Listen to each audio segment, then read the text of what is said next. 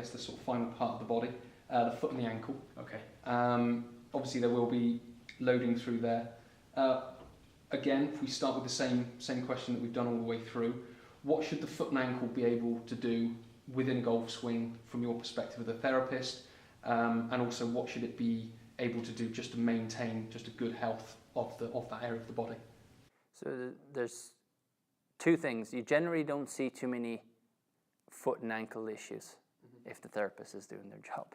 But golf is two sports in one way. You've obviously got the swing mechanics of what happens in the golf swing, and then you've also got the 6 miles plus. Depending on the amateur, might have to take a scenic route, so they might be working anywhere from 8 to 10 miles. So what people forget is those amount of steps will cause issues because it's walking. But in the golf swing itself, you're looking at the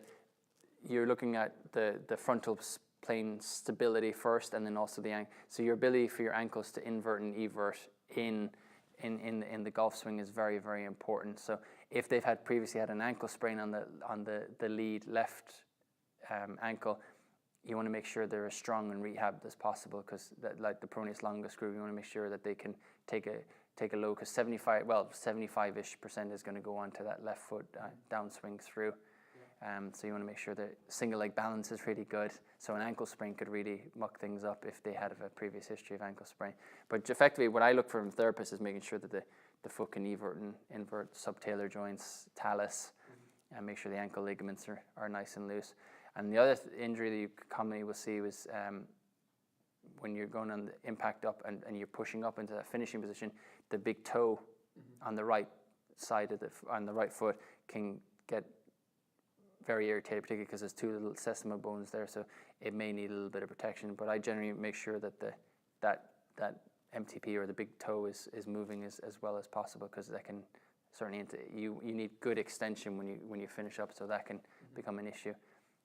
And obviously, if there are things like bunions and ankle sprains and tight ankles, then you add the golf swing plus the walking, it can lead to problem. Or silly things like you can sprain an ankle on a golf course on even lie, or you walk and there's a little hole in the ground, and then you start to you trip over or fall. Kind of covered common injuries that you might find. So if we jump straight to self-treatment, even throw in, maybe you've mentioned a couple single leg balance, different types of exercises that people could do just to manage the eversion and the inversion. Yeah, so generally, I don't know if you can find too many. I would look up and go YouTube. I mean, there's so many people that are sharing their information. But you're looking for ankle eversion, inversion mobilizations, seated with assistance with bands and stuff. You'll find stuff on. I think we have some on the Lawler Clinic website or the Instagram. You're looking for anything that's going to help you with ankle dorsiflexion. Androspinous, FRC. You've got some pails and rails you can do for big toe. If you put pails and rails, big toe, or first MTP into YouTube, you'll find loads of little stretches you can do. Or even I sometimes get patients to self-mobilize the feet or try and get them possible. But generally, when they start getting tight, maybe they've poor footwear.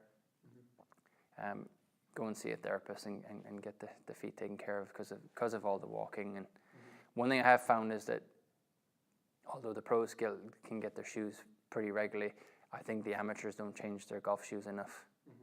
Because obviously you've got all the right heel, the heel cups are going to wear unevenly in the golf swing because of the different forces, but then you add walking to it, so the shoes are going to be very asymmetrical by that time. So in an ideal world, if you had money permitting and you had a comfort shoe, you should be changing them. And if you're playing enough, say if you're playing 3 days a week or twice a week, you're looking to change the shoes maybe every 10 to 12 weeks. Right. So once you start, like you look at the heel cup of the shoe, of the golf shoe, and if you see it starting to wear, then you know you need to change it. Right. Yeah. That's quite a lot. Yeah.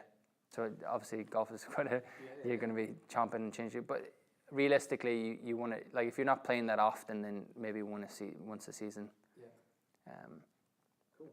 And choosing the right shoe is important. Make sure you get proper shoe fitting, because we had a podiatrist that used to come in with the players, and you notice a lot of players, normally when people have wide feet, they go up a size or even 2 to get into that shoe, instead of asking because the golf companies will make them if you order them, you're better off going wider and not adding that length, because your foot's going to start moving around. And then there's obviously been a big craze with the kind of more of a minimalist barefoot shoe. So FootJoy have one, and some of the other companies. Sometimes they don't suit people. Particularly if you're an older patient, you're an older golfer, you're going to tend to have much stiffer feet. So they tend to not. I always say, like, don't move an old oak tree. So you start going at that, it can aggravate. So sometimes they try and put in a barefoot shoe and it doesn't suit them at all. So it has to feel comfortable, and make sure you're properly fitted for them.